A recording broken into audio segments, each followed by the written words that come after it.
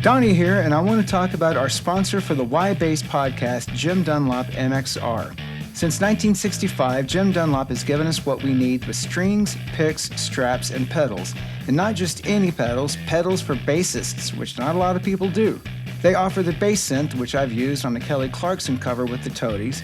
They've got a T-bass distortion chorus a la Peter Hook, the Dynacomp for compression, and all bass players need compression. What I use every day on the road is the Bass DI floor unit to give me that extra punch that my front-of-house engineer loves. When it comes to picks, my go-to is the 1mm flex to give me the attack that I need. Head over to jimdunlop.com and check out their massive variety of pedals, picks, and strings. They have it all at jimdunlop.com.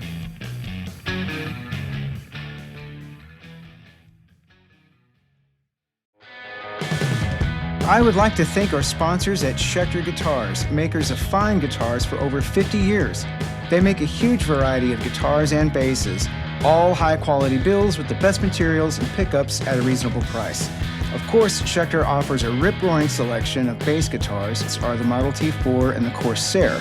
And right now, Schecter is celebrating 50 years of craftsmanship, innovation, and tone with their 50th anniversary collection. Head on over to schecterguitars.com and check it all out. Again, that is schecterguitars.com. You'll love it.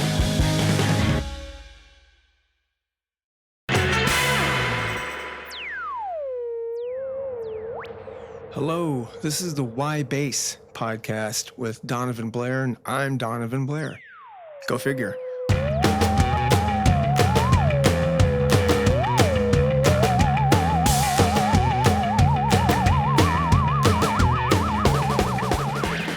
Hello, everybody. This is Donivan Blair, and welcome to the Why Bass podcast. Today, we've got a humdinger. It's Matt Freeman, the bass player from Rancid, Charger, Operation Ivy, just untold, amazing, legendary punk bands. We discussed today our mutual love for John Entwistle and what Matt, myself, and the $6 Million Man have in common. Listen on, and let's get in there.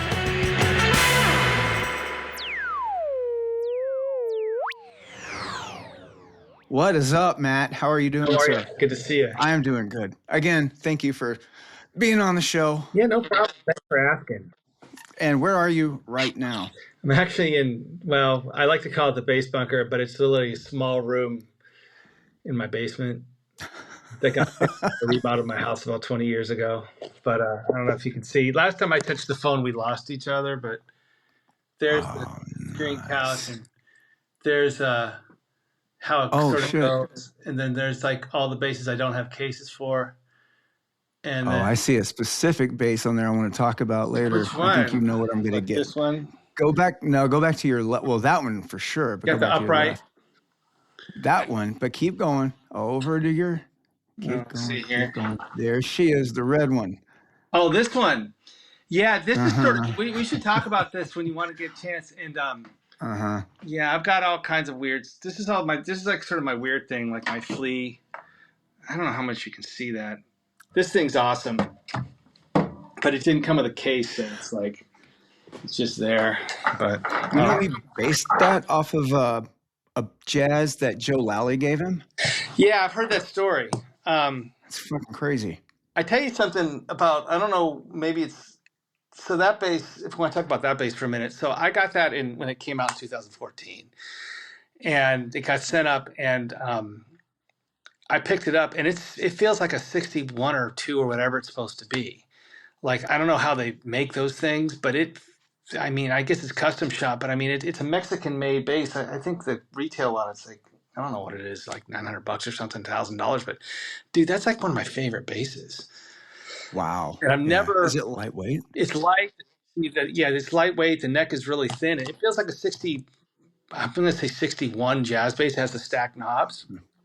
And wow. And it's cool. I've never put strings on it. It's never really been out of this room. Because, again, it doesn't have a case. And I use it quite a bit because it's always there and it's really easy to play. And I've never changed strings on it. I've never set it up. It came out of the box just like, that's been my experience a lot with Fender lately. I don't know. They really seem to have their quality control down. But, yeah, so I got that. And, that Rickenbacker is really cool. That's just like a 2021 or something. They're great. We're going to get into that. we're gonna. Yeah, I've no, I'm already got a down. note Yeah, on the one to your right. Was that your bass? yeah. Not This like one is you're sick, but the one that you play all the time. this is one I play all the time. Right. Oh yeah, yeah. 77 That's it. Peking. Yeah, this thing sounds really cool. I don't take this out much either anymore, but I take it Really. out for recordings. Well, I don't take it on shows. I mean, you know how tours are, dude, in and out of cases and stuff like that. And it sounds really good though, still. Yeah, I've been listening to it for years. It sounds Yeah, great. yeah. I bought that thing for $400 at like Guitar Center when it was in downtown Oakland in 1987.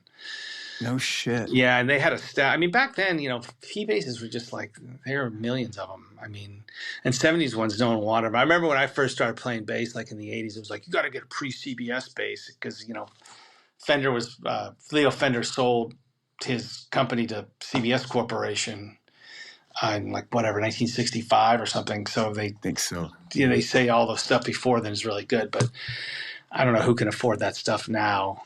If you could find one, you know. Guitar owners.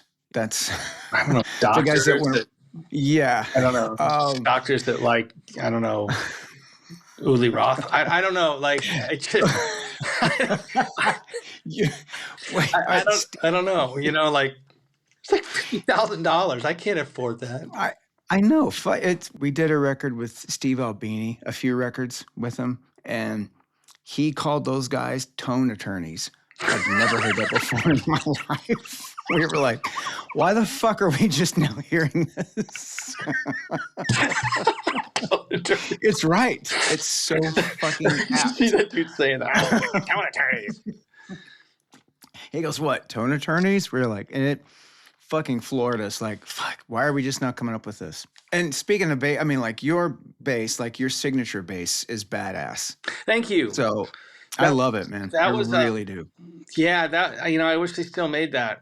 That was a really good bass, and I really like that. And I played those things. I still have a few of them, and I gave a lot of them away. But I tell you something, it plays great, and it's. I was real lucky that Fender did that for 5 years, and then you know because of certain reasons they not doing it anymore. But they're like expensive now, dude. The whole point of that thing was like I sort of went off like I got to give like credit is due. Mark Hoppus was sort of the first guy, or at least the first guy I knew of that really had an affordable signature bass. You remember back in the 2000s, he had those like jazz bodies with the P bass pickup. Yeah, I think that's still what he used. I don't know what he uses now, but his price point was like $350 for those things, all different colors. And I was like, well, that's really fucking cool because like normal people can afford that. Because a lot of times, you know, people come out with these signature basses and it's like it has your name on it. It's like $2,500. You know, and I like, you know, I mean, Fleet is the same thing. I mean, Fleet is totally affordable. You know what I mean? And, you know, I'm not saying, you know, if you want to put out, you know, stuff's expensive, but it's like, you know, I was like, we got to do that. Because when Fender came to me for that, we want to put out a signature bass and we want to do this. I'm like, okay, fine, but I want to be like Hoppus. I only want it to cost like under $400. Nice. So, yeah, because it was bought, it's like normal people could buy it. You know what I mean? So. Which is the point, and especially some kid that's a fan, you know, like, oh shit, Matt Freeman's my favorite bass player. I want to go get his bass. You know, it's like $1,500, $2,000 because it's made in America and all this other stuff. Like, wait, what? Yeah, which is good. And yeah, those things I play those things. I still play them. I mean, I wore out the one of them. I had to get another neck put on because I don't know what there was some craziness. I don't know. I think it must have gotten shipped on a boat or something. Sometimes with the shipping, for all of you out there, a lot of times with bands, like we ship, I don't know how everyone's using quad cortexes now and like modeling stuff, but we ship our amps and our cabinets and our drums and everything. And sometimes with the weather, you know, you pick something up out of a case and like, oh, look, it's backwards. It's like bowed out. Wonder what happened here. I remember one Warped Tour, some like local crew put like a forklift through one of our guitar boats. Oh my God. Yeah, that was impressive. You're kidding me. Yeah, like one of Lars's guitars just got like impaled. What the fuck happened? Did he shit? Well, what happened is they paid us a lot of money to fix it, but you know, still, like, it was like the crew was like on the warpath. They were like angry. Everyone was angry, but that was like whatever 25 years ago. But something shit happens, you know. So you guys still do amps, right? Yeah, we all do amps. Cool. We have Tim's playing those boogies. Lars has his JCM 900s. I'm using Fender Bassman 800s, and Oh, yeah, and I have two. I have two 810 cabinets, and we used to slave them because dude, yeah. it's basically my John Entwistle fantasy. If I could find a stack of like some whatever 300s they used to play, Is that what it like was? yeah, I don't know. I've got this poster in my room here. I'm going to show you. This is the other side of the bass bunker. I don't know if you can see this, but can you see that Who poster? Oh, fuck yeah. Oh, Yeah. yeah, yeah, yeah. It So is. if you look at John Entwistle, what he's got over there, he's got those suns all stacked up like that with a Fender bird. That's probably around 1973.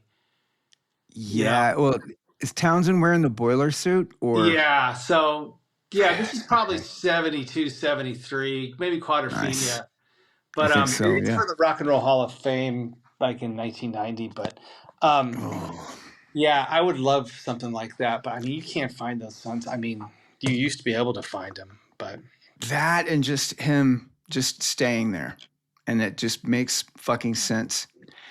Being as a kid and watching that shit, Zach wanted to be Townsend. I'm like, why? Entwistle's doing so much more, dude, and and what's he's the, not even moving. it's interesting. You should so a couple days ago, the AMC, the actual movie theater, they have these like they'll bring back a movie just for a couple days or a couple showings, and they brought back the original Tommy. Oh, This 1975 one with Oliver Reed and Anne Margaret and everybody. And yeah, me and the Charger guys actually went and saw it. It was the other night. And it's a crazy ass movie. it is, dude. It's It's very fuck. period correct. And it's, Uh-huh. there's just all kinds of cool stuff. But the backing, the sort of filler music, they recorded everything again. It's not off the record or anything. And Entwistle's just going insane. I mean, it's just like, I don't know, no one was there to stop him. He was just doing whatever he wanted to do. I tried to figure out the real me. I have the Bass Bunker channel, and Oh, I yeah. thought I thought I was like, I should do one where I'm trying to figure out somebody else's thing. So of course I picked the real me, and I got about the first like part of it. It's so crazy, and then I read that he did it in one take, which of course he did. What? Yeah, and it's crazy what he's doing, and it's just like, yeah. So I don't know. I'm still working on that. The one I've always wanted to know and figure out was Heaven or Hell. Oh, The that's a first good song one. off. Fuck yeah. Just comes right off the top. He wrote it, he sang it, and then he's just destroying it. And he's doing his own harmonies too. Oh, is he really? Yeah, that's him on the Why Can't We Have Eternal Life and Never Die? It's him doing the high part also. That's Or true. no, it might be Townsend. I don't know. I'd have to Actually, I listen think to it's it again. Townsend. They had the greatest Yeah. harmonies. God damn, I know. Everybody, go listen to The Who. Yeah, Right now. I mean, I saw them twice in my life, and Really? yeah, I saw them in 1982 when they came here for their farewell tour Okay. with the Clash. They played two shows. They played a Saturday Day on the Green, which was like a festival where the A's played in the Coliseum, and then they played the indoor one, was where the Warriors used to play, and Wow. that was with just T-Bone Burnett, and that was on the Monday they added a show, and I went to both. And, it was pretty impressive, and then I saw them. They did Quadrophenia from beginning to end in 1996, and I saw them in New York City. We were actually on tour with Outcome the Wolves. I actually flew from Florida, and I had a day off, and like it was like at the time it was very rock star. Taking that U.S. Air flight. But yeah, that was a Madison Square Garden. That was really impressive too. I mean, Oh, that's badass. great. I mean, these guys like. I've studied that even now, like I'll go through, like everything, you go through periods where you won't listen to some stuff. Like I didn't listen to the Jam for a long time, and then I just started to like recently, and like realized how fucking good Bruce Foxton is. Fucking amazing, dude. Foxton is How did I he's the miss this? king. Like, I listened to a lot in high school. Right? I was just like, whoa, man, like guys fucking going off. It's just his lines, and he just all over the fucking place. And you watch him live, and he's just still jumping up and down and killing it. I never got to see the Jam. I got to see Paul Weller once, but I never got to see the Jam. Well, I found out something that's pretty cool. You and I have the same birthday. 23rd of April. Right? Yeah. Get out. You, me, and Lee Majors. Lee Majors? The $6 million man, dude. When I found that out like randomly when I was like, I don't know, 12 or 13. I was really excited. Oh, and Mingus. Charles Mingus. Get out, really? I swear. We win. There's somebody else too. Anyway, yeah, that's good company. That's pretty rad. I think so. And it makes more sense. I mean, think about that. Mingus, you, me, we'll put the $6 million man in there. Why not? But I get into that kind of shit with people. I meet people that have the same birthday as me, and I get along with them more, and there's more in common. Oh, you know who has the same birthday too? I just remember John Reese of Rock from the Crypt. Shut up. Speedo has our birthday? Yeah, he was born like, I think 3 years after me or something. Yeah. Because we toured, get out. We toured with them in 90. One of the funnest tours I've ever been on was like, in 96 and like, I don't know, spring of 96, we did like the total like B and C and D markets, like the real small towns. So for all you out there, because me and Zach do this, or sorry, Don. It's everybody. My mom does it. My mom does it. We do it for a living. Like when you go on back, I don't know, I'm sure Rancid doesn't really do this anymore, but we used to tour like constantly, and you do major market tours, which would be like New York, LA, Chicago, and then you do like other market tours, and like in a record cycle, one of the funnest tours we ever did were like the Louisville, Kentucky's, and Omaha, Nebraska's with Rocket from the Crypt, and it was one of the funnest tours I've ever been on with those. That must have been fucking amazing, dude. Yeah, and it was a lot of fun. Love that band. But let me ask you this: since you're here, why bass, Matt? Do you like that segue? Yeah, no, that's good. That's very good. It works. I tell you, I've always been into music. I started playing trumpet when I was like 7. Okay. And I was always, I mean, not to be completely narcissistic, but I was also pretty good at it. And then I got braces, and I couldn't, like get the high notes or anything because the mouthpiece goes around your lips here, and the braces cut up your lips. So I started playing baritone horn, where the mouthpiece sort of goes around.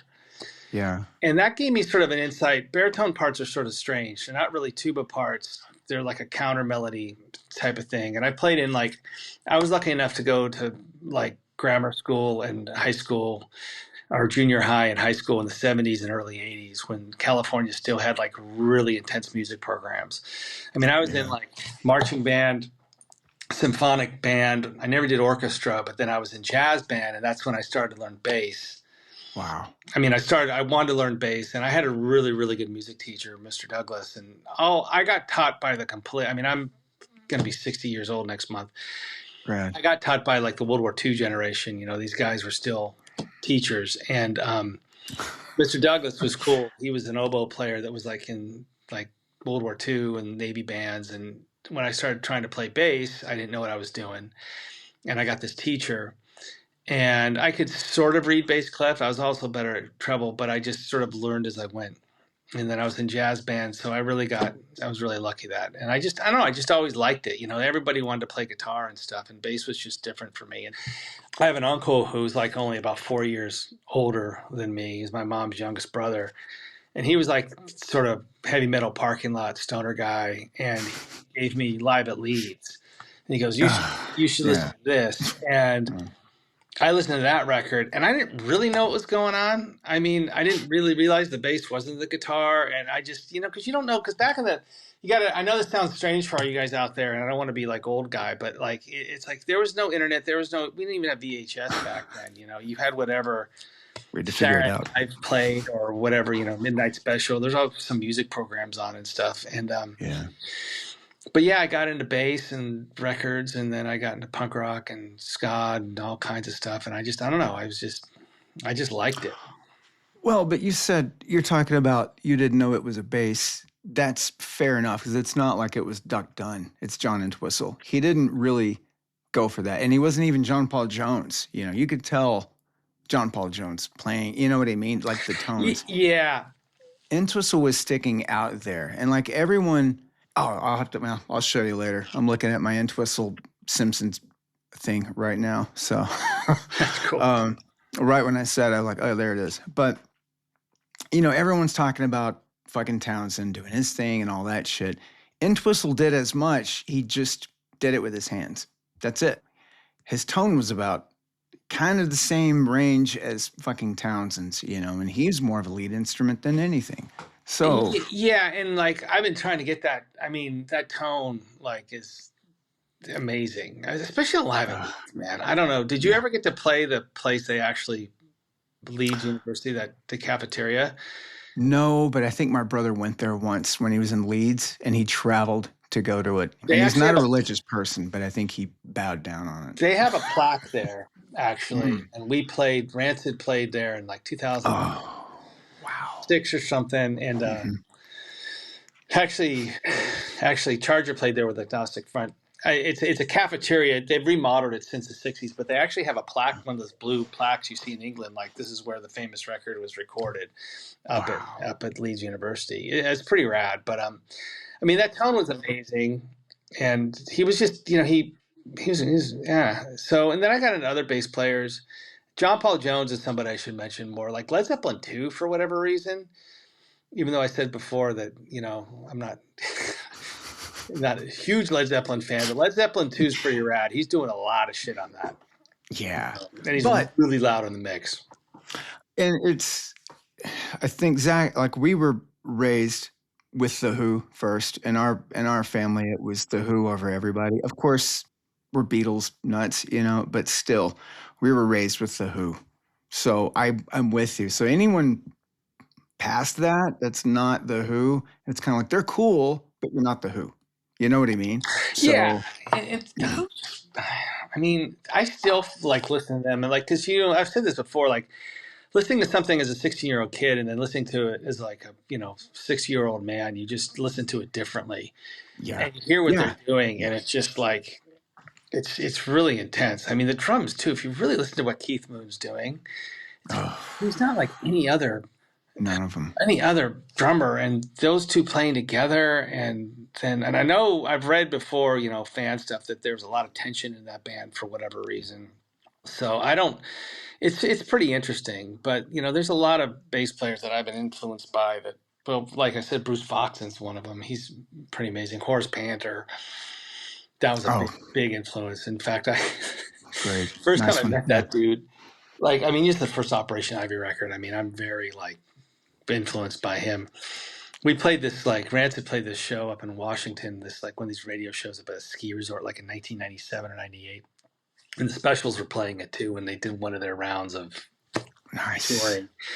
And they're at this hotel, and we walk in, and they're all standing there, like all of them, like and Taurus is there, and we walk up like, "Hey, we're Rancid. How you doing? Nice to meet you."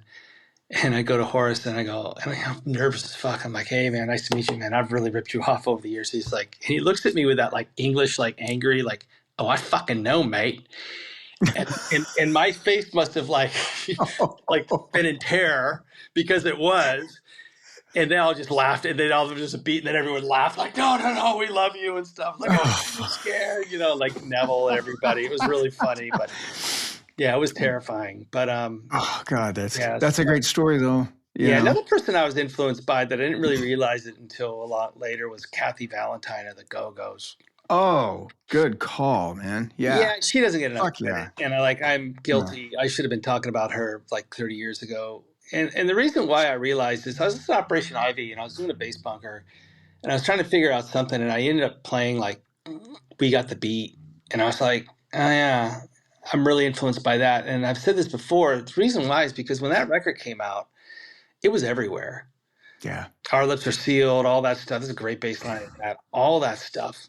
Great It player, was, it man. was it was everywhere, and you can't. And it's really mixed loud, and she doesn't get enough credit. She's badass, and I really do think that like music, at least for me, and I think it's for everybody, you get saturated with certain stuff, and it's almost like there's stuff rolling around in your brain, and you take it out when you get it. Like I listened to I was exposed again because I didn't have a choice. Sometimes I was exposed to a lot of music that I not necessarily would listen to, like Tapestry, Carole King's Tapestry, which my mother played on loop, or Yeah.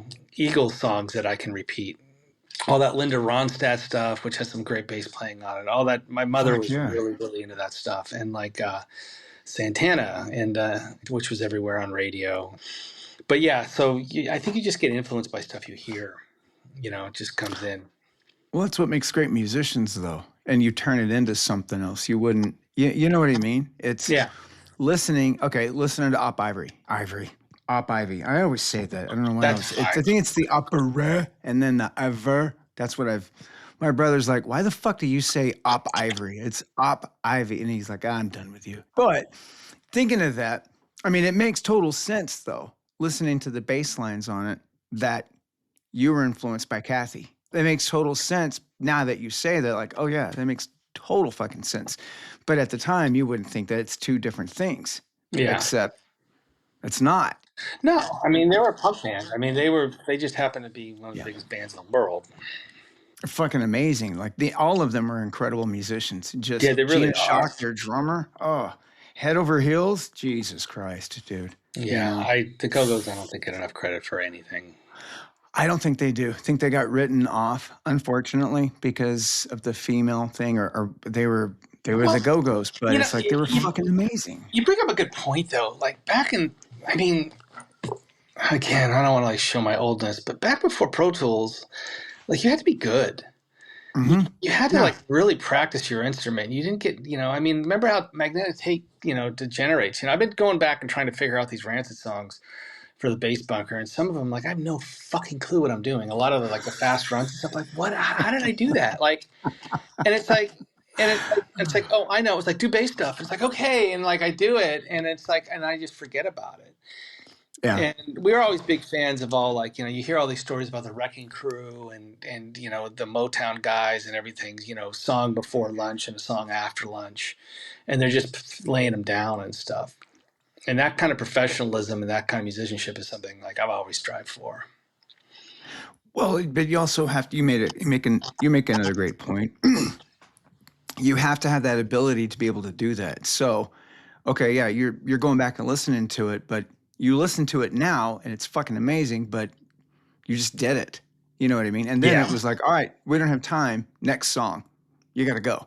Yeah. I mean, you can tell like, especially stuff that was back in the day, you can find mistakes on any record. And that's sort of the beauty of it. Yeah. It's a real band. It's not Pro Tools. Yeah. It's in the moment, and you can also hear the growth on every record. You know what I mean? Now, don't get me That's wrong. what I I love love. fucking Pro Tools. Okay, it makes my Yeah. life a lot easier. But it's still though it's just different. And I'm not really sure I'd want to record a whole record on tape again. That would be a lot. So We did with Steve. I'll tell you later, it was a process. But it was cool watching him edit, but still it was weird like to see an actual tape machine. Like, wow, I haven't seen that in almost 30 fucking years. So yeah, and it used to be like the norm. I mean, we recorded Outcome yeah. of Wolves at Fantasy Studios, and back then in 1995 when we recorded that record, I mean, it was like a working studio. They had techs in; they're always changing out things. I mean, in the board, it was all analog, So like, Wow. yeah, and it was insane.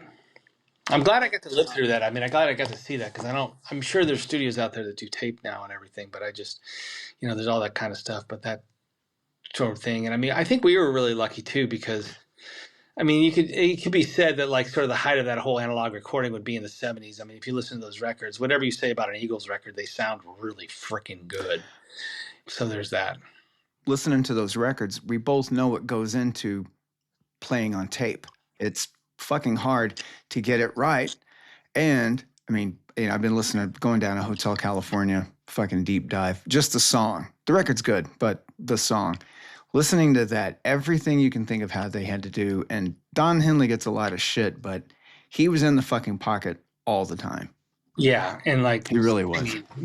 Well, probably not on the record, but live, Yeah, it's you hear that like, oh wait, and I think we're so used to hearing that stuff, but like I said, we know what goes on behind the scenes to do that real, and to do it right and to hit it.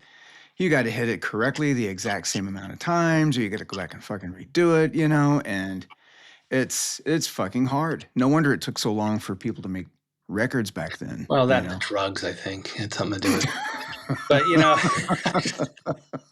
There's that. I mean, we made You're some right. great records, but it didn't take us a half a year or 6 months. I Yeah. mean, You got a good point there. I I don't know. forgot about that. I'm just saying. I'm just, whatever. I was a formative age at, in the mid 70s, like 11, 12. You sort of know what's going on. So. Yeah. I mean, I think back then, like, wait, these guys weren't on drugs. This sucks, Maybe we Because were. you're, I don't know. It all depends. I don't. I mean, you hear the stories. I mean, But and then again, we were all past that shit. We didn't want to go down that road with anything. It was we knew it all. They had turned into kind of like bloated monsters, I guess. yeah. I haven't read too I don't much know. about it. I mean, I just know. Yeah. I've got a question though for you about your P that's to your right. Yeah. Is that the one that you used for everything from Up Ivy? Not Okay. Interesting story Ivory. about that. So I used it. Yeah. I used it in Operation Ivy. When Rancid came along, I had this. I bought an Epiphone. I really like the PJ setup with the precision bass pickup and then the jazz bass in the back. Yeah. And I bought this Epiphone, which I still have, and which I don't have it here, but I not out. But and I played that on the first record, and there's pictures of me playing that in the time period. Second record I used another PJ setup. Was a Fender P90, which was a student model, which I Yeah. don't have anymore. I sold it because whatever, I didn't have money back then and I needed it. And then I started doing jazzes. I always had this bass, but I don't know, I just didn't play it. I never got rid of it. It wasn't actually until Rancid, believe it or not, it wasn't actually till Rancid 5. Now Come the Wolves, I used a jazz bass because Jerry Finn wanted to use a jazz bass. Okay. And I still have it. It's like this weird Longhorn model. And then on Life Won't Wait, I used a combination of jazz bass, P bass, like a just American one I had, and then I played Ibanez TR for a hot minute, which is basically a hopped up jazz bass. But then it wasn't until we got into Studio Rancid 5 and I walked in. I went through this period where I had money all of a sudden. I didn't have kids, so I was like, oh, I'm going to buy like every bass I've ever wanted. You know what I mean? So like, I got Music Man. I got a bunch of Ps, like jazz basses and stuff. And so I came into Rancid 5 and like, which bass should I use? And like, Brett Gerwitz is looking at me and he's like, what happened to that P bass you had and that Operation Ivy P bass? And Tim's like, yeah, well, you still have that, right? Why don't you use that? That sounds good. And I was like, really? Okay. And then we brought it in and it kicked ass over everything. You know what I mean? And it was like 3 notes, but it's like, yeah, that's one we're using. It's like, okay. So I've used it. So I use that on recording for everything now. Everything big, I just use it. And it does, we've A-B'd it against a lot of stuff. It just has a weird, there's something going on with it. It sounds incredible. It just has a weird thing going on. In fact, I never really did anything to it. And the plastic pots finally disintegrated about 10 years ago. Oh. And a friend of mine sourced new old stock Fender plastic pots, period correct, which was really not cheap. Yeah, but it sounds good. But if you look, there's all kinds of stuff going on. The bridge is all fucked up. It needs it needs a lot of work, but I don't mess with it at all. Yeah, I kind of think I fucked up on a Rickenbacker that I got from Zach for Christmas, and nothing was wrong with it. Everything was great. It sounded great. It had a little bit of a bow, but I'm having the bridge changed out, and now it doesn't sound as right. And I'm really kicking myself. Like, fuck. Well, I don't know, man. Rickenbackers are like British cars, man. They're just like, you just never know what's going on. If you want to talk about Ricks for a minute, while we got on subject, let's do it. So I love Rickenbackers, and I've had a few vintage ones that I could never make them play right. Okay. Until I started doing this, where I changed the bridge out to these. What is this? I can't remember the name of it. But this one has, well, this is a leather thing I got on eBay, but it has just stock things on it. Yeah. And it sounds really good. And I can't remember the name of this bridge. It's not Badass. It's I put badasses on mine, and that seems to have yes. helped. But So that looks cool. But the reason why it's good is because Rickenbacker bridges, the strings sit way down. Yeah. And I realized that I palm mute a lot more than I think I do, where I'm going like that. And I can't do that on a stock bridge because it has those two big like knobs here that bring up the felts. Yeah. Once I figured that out, I was like, okay. Another thing I figured about these things is that if you use, at least on this one and another one I have, but Rickenbacker actually has strings that are really weird gauges. Yeah. And if you buy their strings and put it on, like this is like I want to say it's like a 105, like 55, 42 or something. It's some weird thing. And they sound, it's a little lighter, but this sounds really good. I've got another one that I don't have here that I use in Charger that I got in pieces. It's a 4001. That's a 4003. And it has a Seymour Duncan pickup in it in that bridge. And they're good. That sounds pretty good. It doesn't really sound like a rig. It sounds more like a weird Music Man, but they play really good and they look cool as shit. I love them, dude. I love them. But I really I'm not sure they would do good in Rancid. They might. I don't know. I'm sort of a firm believer that you have to listen to like the other frequencies and tones of your bandmates. And for whatever reason, I mean, Chaz basses work good, but for whatever reason, precision basses work really good with Tim and Lars. And I don't know, right now we're I use American Pro 2s and they seem to be great, I was wondering about that because Charger, I've been listening to that a lot. It's badass. Anyone out there, listen to fucking Charger. It's fantastic. So I'm just saying, Thank you. It's really is kick ass. I want to ask you about that in a minute, but I was always wondering about like if you had ever played a Rick with Rancid. Yeah, I tried. I had a 77 Rick, which I shouldn't have got rid of because it's probably worth $5,000 now.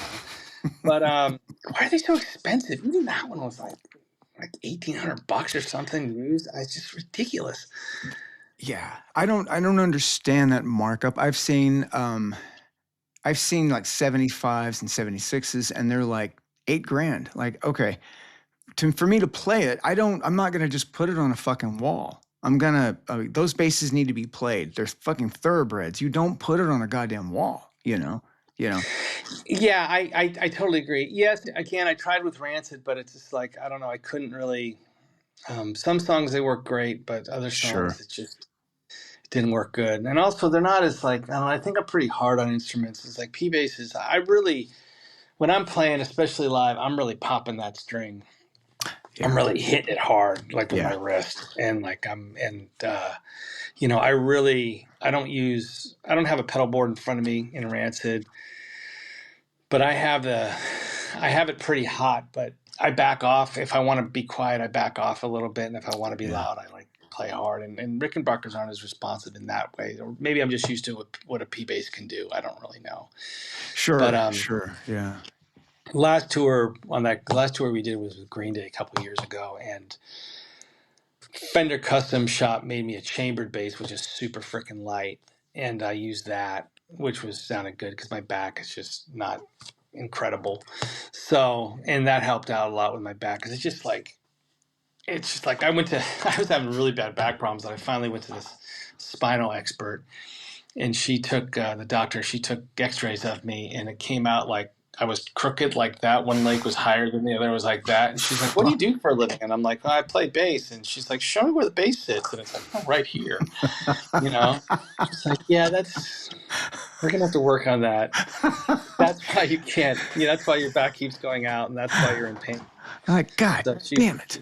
She fixed me up. Did she give you like things to work on though to help that out? Well, yeah, no, not really. I mean, I've got some other problems too. Just my body. I had a hard 30s. I dislocated my shoulder. I had this major lung surgery. Just whatever. It happens. Yeah. Falls. car crashes, stuff happens. But no, I got this thing called Nuka. It's like this. They adjust your neck and your vertebrae in your neck. It's hard to explain, but whatever, it works really well. And so she's sort of a miracle cure. But it's not that those kind of chiropractors that snap you. I don't like that shit. But it's more like not invasive. It took a while, but I'm okay now. And mostly I do yoga too still, which is the most frustrating thing on the planet because I can't do hardly anything, and I'm there with a bunch of people that can. But I don't know. I joke I make everybody else look really good. So, but it's not but about that helps too. Yeah, and it's how you feel after it. I love yoga. I think it's fantastic, but I'm not good at it, and I can't relax. Well, it's interesting. It took me a while. I had to have finally somebody tell me, like, I was in there struggling, and finally I had this really good teacher, this woman, and she's like, you have to breathe. Okay, you can't. This is a breathing thing. You're holding your breath, and you're not lifting weights here. You're not trying to force yourself into a thing. And that's another thing with yoga. It's like I do Bikram, and they're always like, lock out your knee. And that's like the worst thing you can do lifting weights. You don't lock out your fucking knee when you're trying to like bench your, whatever, squat something. So it was like a total like reversal thing. But the stretching is good. And again, when you get older, I've managed not to have carpal tunnel. Like I've got a little bit of arthritis, but it's under control. You're good. Yeah. That's my worst nightmare is that. Oops. And then I did that and then I hit the fucking microphone. But, oh, yeah. The carpal tunnel. I've got friends that have carpal tunnel and they can't play as much, and they have to really wait or, it's a scary thing for what we do. Yeah, it is. And you can get, you can screw up your hands. My brother used to work concrete and he was really fucked up. Yeah, man, I bet. Well, we were talking about Charger. What brought that on? Charger was interesting. We just got off tour, and my youngest wanted to play drums, and he's a really shy kid. And Jason Willer, who is a drummer Charger, who's been around forever, and he's been in a lot of bands. He was in UK Subs. He was in Jello's band. He's been in a lot of stuff. He's a drum teacher, and I brought him.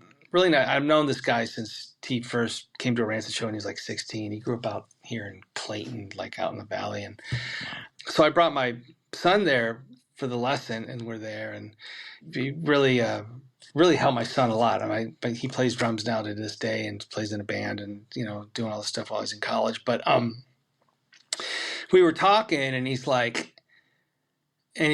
really nice guy, and I'm sort of not sometimes. And he was just like, we should do a band together. I'm like, what do you want to do? Fucking street punk? I'm already in a street punk band. It's really good. Why would you want to do that? You play ska? You know what I mean? I'm just being an asshole. You know what I mean? It's like, I did psychobilly. Like, what's left? You know what I mean? It's like, and he's like, what do you like? And I'm like, I like Motorhead and Black Sabbath. You know what I mean? That's what I like. And I've never really done that. So we started doing that. And we were having discussions about how, like, I don't want to get in trouble here, but, it's not really getting in trouble. I don't think people realize that Black Sabbath has a swing to it. You know what I mean? Yes. A really cool swing and a really cool vibe. No matter what drummer they really had. And, like, I actually was lucky enough. I saw Ozzy with the Blizzard of Oz tour with Randy Rhoads. Rad. In Oakland, and I saw Mob Rules tour with Dio at the Cow Palace, and that was one of the best. That was a formative show for me. It was intense. Geezer Butler, another guy I don't give enough credit to. I should just write a list of people I should give salutations to every day. But yeah, we just started doing that, and we just started playing, and it was sort of cool because it's like, fuck it, we're just gonna make it as fun as we wanted to, and then we got Drew playing guitar, and we just sort of like made it our thing and just did it. It's great. You're still doing it, right? Yeah, we're taking a little break right now. We actually, last thing we did, we went on a tour with High on Fire up in Canada in September. That was a lot of fun. Nice. That band's fucking awesome. You should fucking get Jeff on there. Talk about bass guys. Fucking tried. I mean, if you're listening, Jeff, he had a personal thing, something in his family. And so we've been waiting for that earlier. Dude, you got to talk to him. Talk about gear. That motherfucker, he Jeff fucking Metz. God, he had he's the a. best tone. He's had. Mhm. I'm not going to speak for him, but just he's got a wall of amps. Like I thought I had a wall of amps. I mean, not in Charger, but in Rancid, dude. This guy's got like it's old school. He's got power amps. He's got quad cortex. He's got pedals. And his tone is awesome. He's amazing. You know, Jeff yeah, Metz and is one he's of a the great best, player dude. too. I mean, Oh, watching him every night. I was like, whoa, like. yeah. And I'm sorry, I mean, I don't want to be a dick, but not a lot impresses me. But he impressed me. I was like, Awesome. wow, man. Like, in his tone, and it just cuts through, because Matt is like, again, I mean, and it's like loud, Well, and you know. it's him. And we met him, God, years ago in Fort Collins. He had a band called Wretch Like Me, who were incredible band. And we knew him as the kid. And so we would watch them rehearse, and just all Matt would do is he lived in Bill Stevenson's basement at the time. They would rehearse, and that's all he would do. He was just there to play music, period. He's from Seattle. Then That's he rad. joined Zeke. He became their bass player. He was on like oh fuck, I can't remember the records he was on. One of them, Bill and Stefan went back for it and produced it. I'll have to remember it, but he did a couple more records with them. And when he joined, like I knew him, he had short hair, glasses, and just like, oh hey man, how you doing? Always nodding his head, just super cool kid. And then he's at Trees in Dallas with Zeke, and he's got all black on. He has like the black Venom tattoo. He had just gotten that. His That's hair's pretty rad. long. Fuck yeah. And he's playing with a pick, and he's just mean mugging everyone. And he's walking off stage and still just kind of in his thing. And I go, Jeff, oh, hey, dude, how are you doing? He's right back to the kid. Yeah, Just the he's sweetest got. person. Yeah, we went on that tour with them, and then Bastard Machine, which is a younger band, and it Mhm. was one of the funnest tours I've ever been on. I mean, I say it about every fucking tour. Actually, that's not true. There's been disasters, but Yeah, it was, as far as a club tour in Canada goes, it was a lot of fun, I and bet. it was those guys were really cool. It was one of those kind of. I mean, you've had those kind of tours where just everybody gets along, and Yeah. it was a lot of fun. Well, are you doing the Rick on those Charger records? Not on the records, no. That's a P Okay. bass. That's what I Yeah, was P wondering. bass. Yeah. Yeah, we have some new stuff coming up that we recorded that we're going to put out an EP. That's actually a Rick, Cool. and I actually used something a little different. I used a Fender Tone Master on that. I didn't use an amp, which is like a modeling thing. Oh, huh. Yeah. What do you think? So I think it's pretty cool. I mean, I was trying to be Lemmy, you know what I mean, without having two Marshalls loud, knocking like plaster off the walls, which is what you have to do to get that. I assume that's what I think happens. I don't know how he got his tone. I know that he had those big murder amps or whatever they were. God damn, dude. You know what I mean? And he was Lemmy, but yeah, no, I like it. I mean, I think it's cool. I mean, I'm all for new technology. I mean, the Tone Master is a pretty cool thing. I use it on the bass bunker to go direct into the computer to play, and you can do a lot of different things with it. It's a lot of fun, but Well, but and I love the bass bunker also. You're still doing that, right? yeah, I quit for about 6 months because I had too much stuff going on, and it's only me doing it, and Mhm. it's only me, and I put it all together and stuff, and I don't know, I wasn't getting bored with it. I just didn't want to do it. It was starting to be like I had to get something every week, but now I'm sort of more enthused about it, so I'm doing it again, Good. and yeah, it's fun.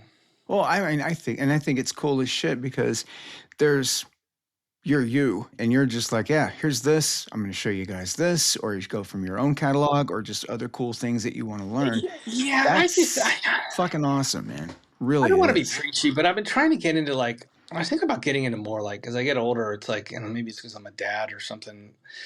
Some of these YouTube things, man, just try. I mean, I get it. I get it why they put it up there, but it's like, what's better, bass off with jazz bass, or the worst position in the world, and it's like, dude, and I feel like saying whatever bass you have is your best bass, because everyone says, "What bass should I buy?" I'm like, buy whatever you want to get up in the morning and play every day. Awesome. You know what I mean? Yep. That's the bass you should buy, or that's the bass you should play, and it doesn't matter what it is. So I just stuff like that. But I didn't want to be I mean, the whole thing started off because during the pandemic, I was talking to Brandon Steinekert, and Brandon was always bugging me. I didn't even have social media really. I mean, I did, but I didn't do anything with it. And he's like, dude, you should just put your iPhone up and play along to a song. And I was like, okay. So I think I did Freeze Up or something. And like, yeah, just put it on Instagram, and people just like went nuts. And then, I don't know, I did it for a little bit in pandemic. I didn't do it for a while. And then one Christmas, it was like cold out and I was bored, and we just had that new record. And I was like, oh, I'll just do this. And people liked it. So now it's a little more. Now I just have 4 segments. I just keep it simple. And I tell something about the song. It's almost like an historical record in some ways. I mean, Yeah. And just, just to show people the song, I mean, I would have loved John Entwistle to sit down and showed me how to do something, sat there and like, oh, this is how I did this. Of course, he would probably just go like that and be like, okay, there it is, figure it out. So I try to do slow, and it's good for me too, because it slows me down, and I try to just actually figure out what I did on some of the stuff and why I did it. Some of the stuff, some of these, I've seen a lot. There's so much YouTube stuff out there. I've seen some stuff like, there's this one guy,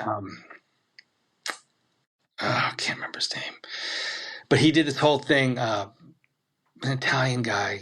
Oh, fuck. I'm so bad with names. Oh. But DePello, he's in that band, not DePello, something. I think I know what you're talking about. Yeah. But he did, I've communicated with him too. He actually helped me a lot with the bass bunker because I didn't really know how to do anything. And I like DM'd him. I'm like, how do you do this? And he was really nice. I did an interview for his channel too. But he did this thing about 5-6 years ago about like he like analyzed my style, and I was like, holy shit, am I that good? Like, I didn't think about that. He's using this note and this is what he's like, dude, I just thought it sounded cool. Like, man, like, so I didn't want to get too much into that. I didn't want to be too self-serious about it. But still, and A, yes, you are. But B, also, it's like, wait, what? This motherfucker's studying me? Yeah, but it's cool. I mean, he's a great player in his own right. He does it to all the other people. He's really good. He's rad, and he's a great player. And like, yeah, so it's cool. There's a lot of stuff out there. But I mean, it's just for my own, give me something to do. And, if people like it, great. That's all I want to do. But that's the other thing, though, I think. And this is what I've always loved about punk bass and bass playing and punk music is the guitars were always just their chords. They're just running a fucking pattern. Nothing against all the punk guitar players, sorry. But the bass, something had to be interesting. Look at Klaus Fluoride. Look at fucking Daryl Jennifer. And you took that and just took it even one step further. And that's what I loved about Operation Ivy. When I heard it, I heard you. Like, oh, this is, I think, like 89 or 90. We were in Sherman, so shit hit us a lot later, right? So we didn't pick up in Texas until a while later. But when I heard it, I was fucking blown away. Like, whoa, holy shit, this is just like all the, what I loved about all the other punk bands. I could hear you. So, you know what I mean? And it's just, you were playing aggressive, but your tone was fantastic. It was right out there, past the guitars, way, to me, good bass should be.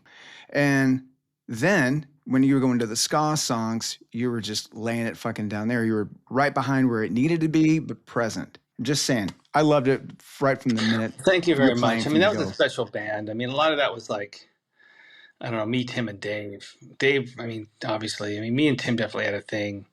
Sure. Spent a lot of time playing together. And then Dave was just an amazing drummer. So it just worked out. Well, it was great. And it was, you could feel the energy, you could feel the excitement. And it's also like, all right, you did that one record. Okay. You kind of blew up the airspace. Yeah.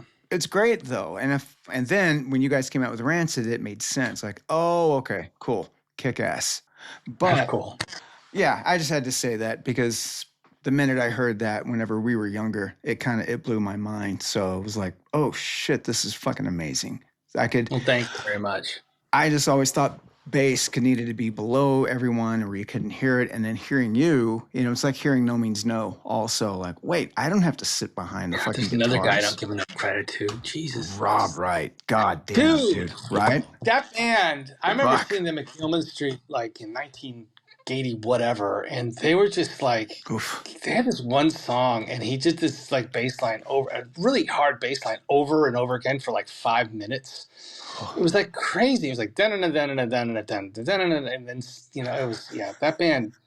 That's another band. They don't get enough credit. He doesn't get enough credit either. No, not at all. He really doesn't, man. It's insane. But I heard you guys and them probably like within the first fucking week is living in Sherman. We started going down to Dallas, my brother and I did, and met a whole different crew of people that turned us on to so much different music.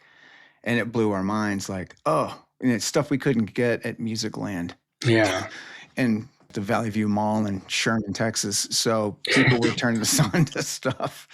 And like, oh, fuck. So I had you and Rob right there in my head, like, oh, fuck, okay. So just saying that, huge influence. Well, thank you very much. Yeah, I can't imagine. I mean, I grew up in Berkeley. We had everything here.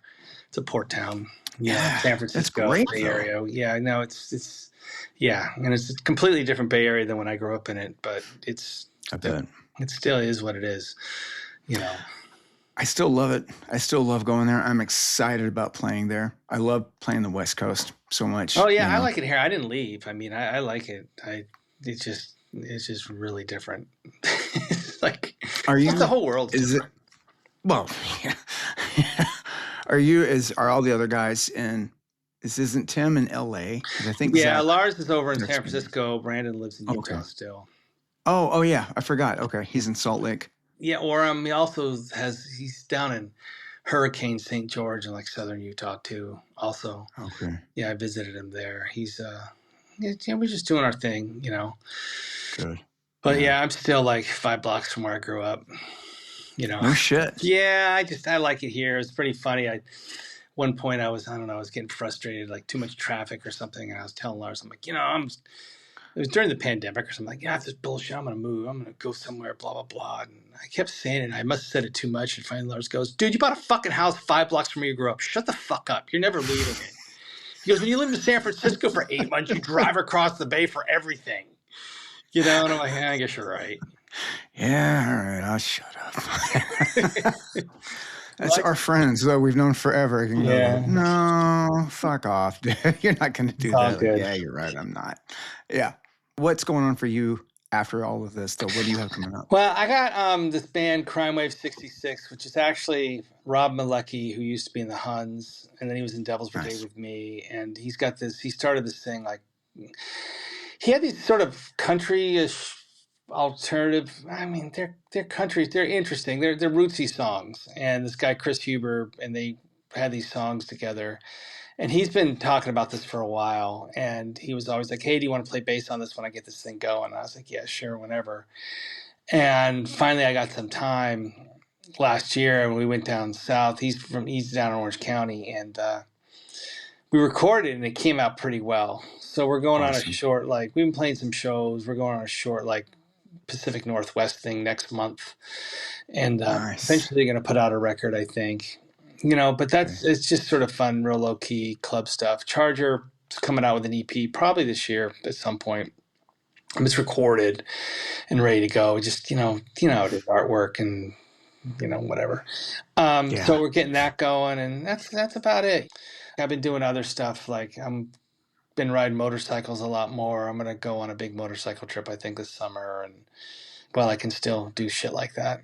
That's badass. You're gonna go across the country? No, I'm just gonna go up north and over to like Montana up there. Like, I've never been. I know it sounds fucking stupid, but last year, so we went on this tour with High on Fire, and it took us up the Pacific Northwest. It started in Vancouver, then went all the way over to Calgary and down through Great Falls and down through Boulder and Fort Collins and everything. And so we're up there in Montana, and I've never really driven around up there because you don't really. I mean, the tour, especially in Canada, like Canada too. Like we went through the Rockies. Like I don't know how many times I've done that Vancouver to Calgary, but I've always been asleep in a bus.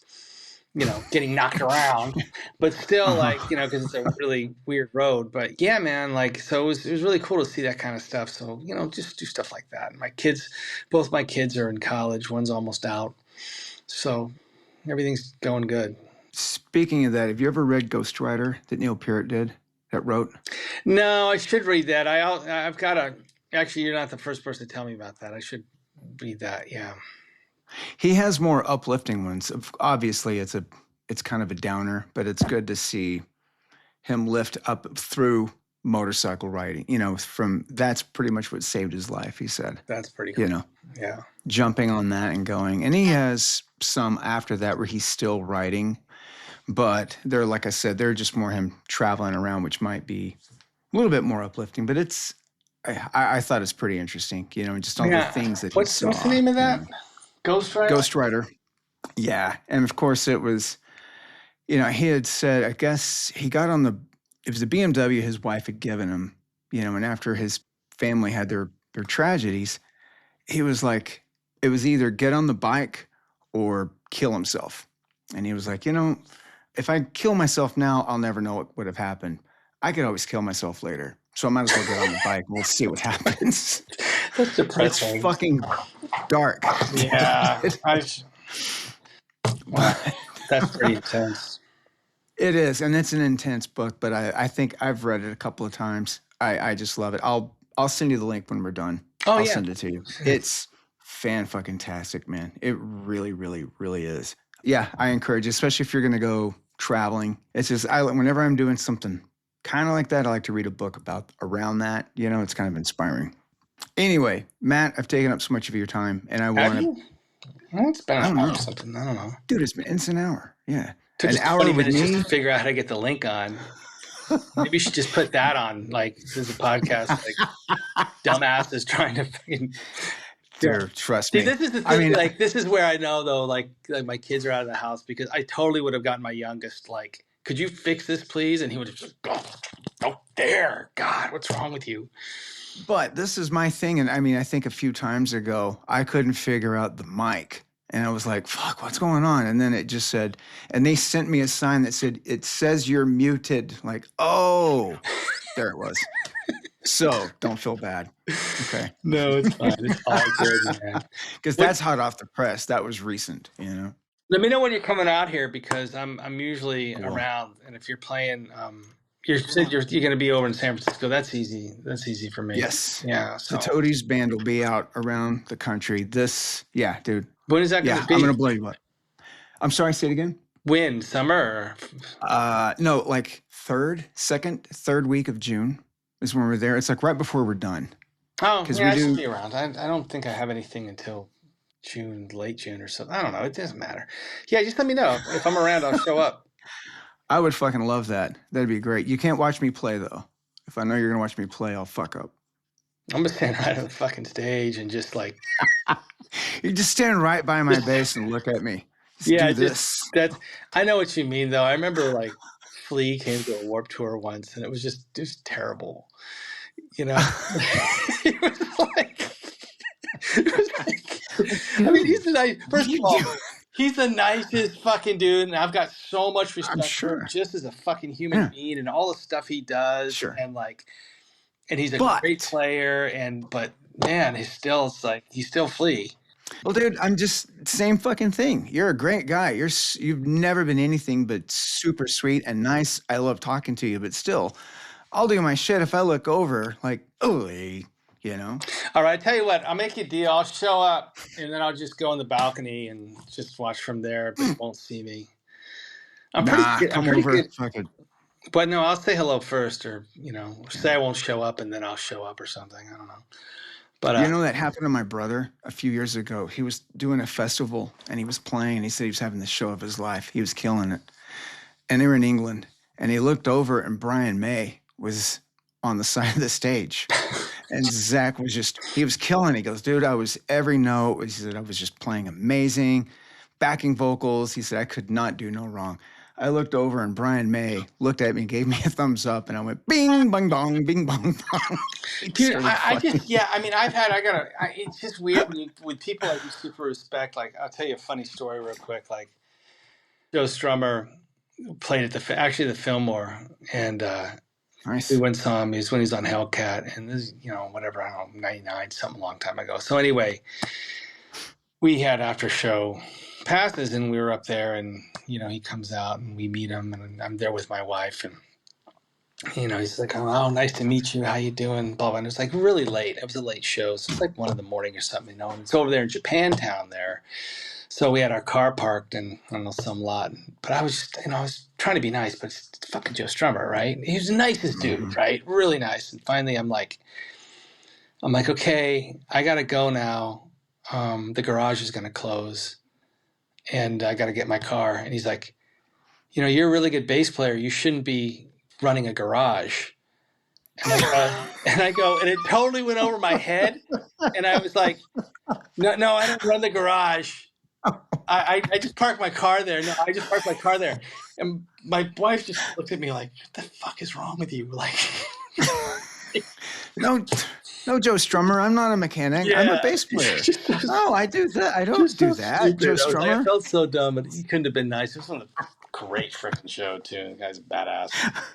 He's good. That's fucking good. We're ending on that. All right. I don't think I've told that story in a long time. It's because it's a fucking good story. Now the internet's going to know about it, but he was the most gracious, coolest dude, and I just blew it. No, I mean, well, also, come on. I mean, but he's...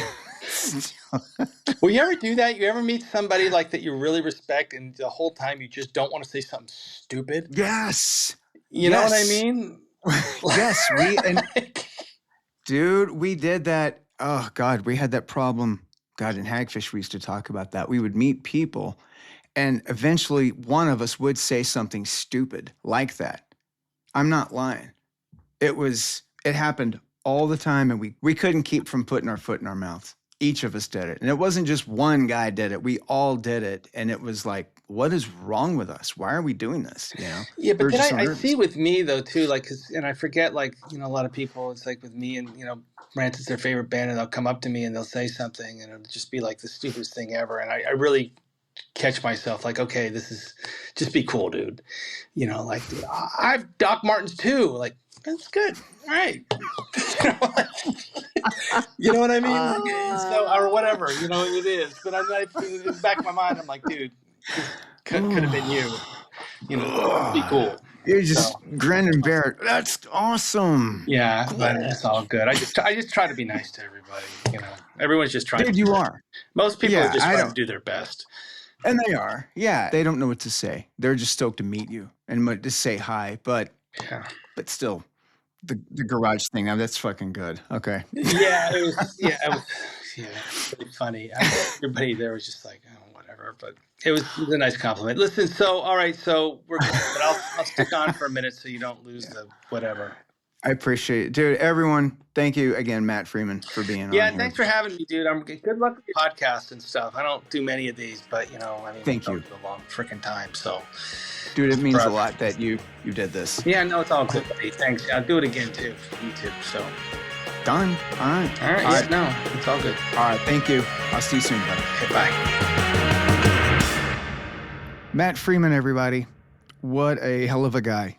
He kept saying he was not nice, and Matt is one of the nicest people I've ever met in my life. I've known him for a while, and every time I meet him, he's just the kindest person. So... when I blew him up to do this interview, he got back to me very quickly, and I didn't expect that. And he's just a good human being and just such a talent and an incredible bass player. My God, is he amazing. Like I said in the interview, I've been listening to the guy for well over 30 years and being inspired by him. So anyway, just really glad that I got him and that he was able to be on the show. And so hope everybody enjoyed it. And I also want to have a shout out to our sponsors at Jim Dunlop and MXR. You can go to jimdunlop.com to check out everything they have. They have so much for us bass players. And Schecter Guitars at schecterguitars.com. And we will see you on the next episode.